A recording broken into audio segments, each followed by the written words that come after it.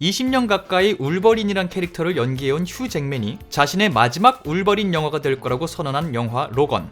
역대 최고의 울버린 영화라는 칭찬을 받고 있는 이번 영화의 시사회가 얼마 전에 있었는데요. 감사하게도 딱 한 번 열린 그 시사회에 다녀올 수 있었습니다. 그래서 이 영화에 대해서 궁금한 게 많으실 여러분들을 위해 준비한 로건 스포일러 없는 리뷰 바로 시작합니다. 일단 총평부터 간단하게 말씀드리자면 마지막에 가서야 진짜 울버린 이야기를 갖고 있는 영화가 탄생했다. 그리고 그걸 영화로 아주 잘 만들었다. 그렇기 때문에 아쉬운 부분도 분명히 눈에 보인다 라고 정리할 수 있을 것 같은데요. 이게 무슨 말이냐면 이 울버린이라는 캐릭터는 그동안 총 이것까지 포함해서 9편의 엑스맨 관련 영화에 등장하는데요. 지난번 제가 올린 영상에서도 말씀을 드렸지만 이번 영화 로건을 제외한 총 8편의 앞선 영화들에서 그중에 2개는 울버린 솔로 영화였는데도 불구하고 이미지로만 소비된 느낌이 항상 있었어요. 부서지지 않는 골격을 갖고 있다. 그리고 자가 치유 능력을 갖고 있다. 이런 능력을 갖고 있는 캐릭터니까 영화 속에서 이렇게 쓰여야지. 이런 느낌만 있었다는 거죠. 근데 이번 영화 로건은 그 질문의 깊이 자체가 조금 더 깊고 이 캐릭터에게만 질문할 수 있는 것들로 이루어진 느낌이에요. 부서지지 않는 골격과 자가 치유 능력을 갖고 있어서 남들보다 월등히 오래 사는 이 인물은 무엇을 두려워할까? 어떤 것에 마음 아파할까? 자신의 인생을 어떻게 살고 싶어 할까? 지구상에 살고 있는 70억 인구가 각기 다른 삶을 살고 있듯이 영화에 등장하는 수많은 가상인물들 중에서 울버린이라는 캐릭터에게만 존재할 법한 대답들, 그 캐릭터에게만 물어보고 싶은 질문들, 이런 거에 대한 고민이 좀 있었고 이거를 녹여내려고 노력했던 게 이번 로건 영화가 아닌가 싶어요. 그리고 앞서 말씀드렸다시피 그거를 잘 해냈어요. 그래서 이런 평들은 많이 들으셨겠지만 의심할 바 없이 최고의 울버린 영화가 탄생했다라는 말에 동의해요. 그럼 이런 질문하시는 분들이 있겠죠. 많은 분들이 좋아하셨던 엑스맨 퍼스트 클래스나 데이즈 오브 퓨처 패스트보다 더 나은 영화냐? 그 부분에 대해서는 개인적으로 조금 결이 다르다 이렇게 말씀드리고 싶은데 시리즈 전체를 생각하면서 기존 시리즈와 연결고리를 만들고 앞으로 나올 영화들의 초석을 쌓는다, 큰 그림을 보고 있다 라는 측면에서는 퍼스트 클래스, 데이즈 오브 퓨처 패스트가 훨씬 나은 부분이 있을 거예요. 근데 좀 전에 말씀드렸다시피 이 캐릭터가 보여줄 수 있는 장면이나 시리즈가 나아갈 방향, 이거에 집중한 게 아니라 한 캐릭터에 집중해서 이 캐릭터만 들려줄 수 있는 이야기가 뭘까 생각하고 그거를 영화로 잘 담아냈던 부분에 대해서는 그 어떤 엑스맨 영화도 해내지 못한 걸 해냈다고 생각해요. 그리고 또 어떤 면에서는 지금까지 나온 히어로 영화들도 보여주지 못했던 걸 보여주는 게 있고요.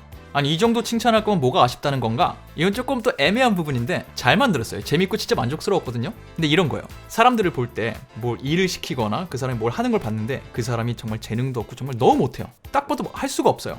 그럼 그냥 못하는구나 하고 말겠는데 그 사람이 막 뭘 일을 하는데 그 일을 대하는 태도, 하는 성실성 너무 잘해요. 일 해낸 결과물 자체도 좋아요. 그냥 좋은 게 아니라 잘 했어요. 근데 세상에 완벽한 게 없잖아요. 그러다 보니까 이 사람이 이 일을 시간을 좀 더 주고 뭔가 또 지원도 있고 좀 더 이게 있었으면 더 잘할 수 있을 거라는 확신이 있어요. 왜냐면 너무 잘하는 결과물과 이 사람에게 보이기 때문에.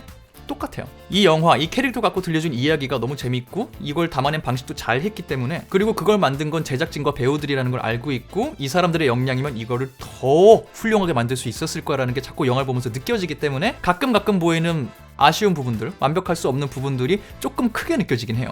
그런 애매한 포인트가 있긴 합니다. 근데 물론 그건 제가 영화를 보는 관점에 따라서 그런 거고 어떤 분에겐 100점 만점짜리 영화가 나왔을 수도 있어요. 사람마다 다른 거니까. 전 그랬어요. 그럼 또 간단히 이 영화를 즐기실 법한 분들과 그렇지 않을 분들을 정리하면서 얘기를 조금 더 해보고 마무리해보도록 하죠. 첫 번째, 이 영화를 보셔야 되는 분들은 너무나도 당연히 울버린과 휴 잭맨의 팬분들, 이런 말씀 안 드려도 보시긴 하겠지만 그동안 여러 편의 영화에서 제대로 조명을 받지 못했던 울버린의 이야기가 제대로 담겨져 있고 그걸 20년 가까이 이 캐릭터만 연기해온 휴 잭맨이 자신의 모든 것을 불태워서 연기합니다. 기대하고 가셔도 좋고요. 이제 히어로물도 새로운 결이 나올 때가 됐다고 생각하시는 분들이 있을 수 있어요. 기존의 히어로물 만화 같은 영화가 있었고 그 다음 히어로물들이 고뇌하는 인물들을 보여주기 시작했고요. 그게 최근까지 이어져서 크게 히어로물을 재밌게 갈 것인가 고민하게 만들 것인가가 큰 그림이었는데 거기에 새로운 제3의 물결이 등장했습니다. 히어로들도 감정이 있다. 히어로들을 갖고 아주 감성적인 영화를 만들 수 있다 라는 걸 로건이 많이 보여줬다고 생각해요. 어느 정도 이게 감성적으로 만들어졌냐면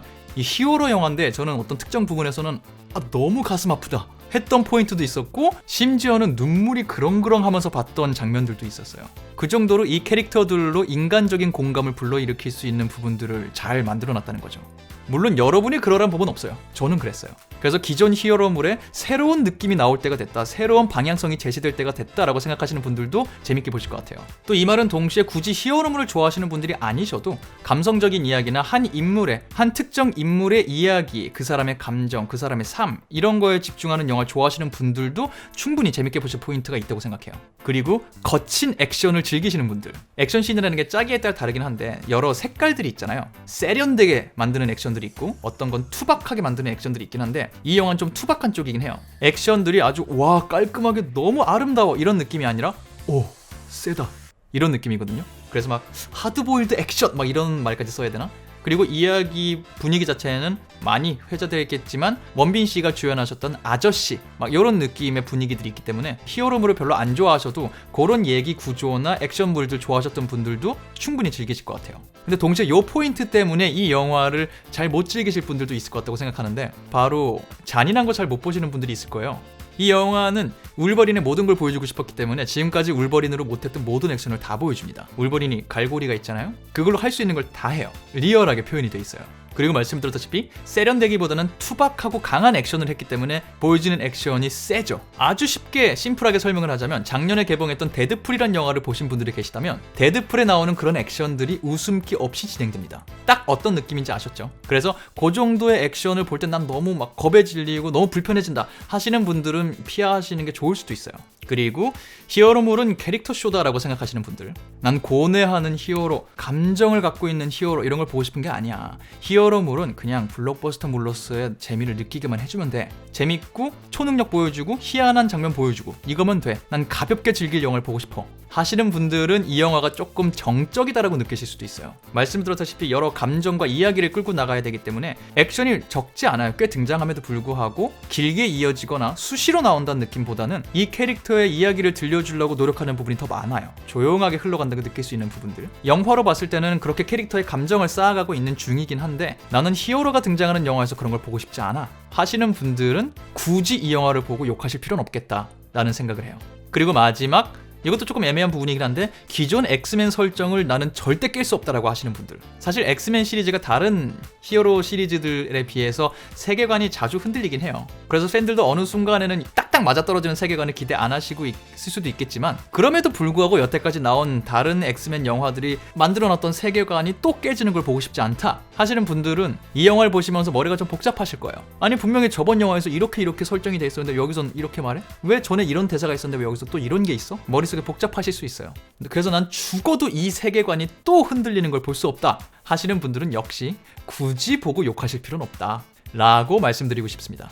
네, 그 정도가 이 영화 로건에 대해서 스포일러 없이 나눌 수 있었던 얘기의 전부였던 것 같아요. 더 얘기 나눌 게 있었을 수도 있겠지만 지금 생각나지 않기 때문에 그냥 끊도록 하겠습니다. 여러분의 영화 선정에 이 영상이 도움이 되었길 바라며 저는 다음번 다른 영상으로 돌아오도록 하겠습니다. 감사합니다.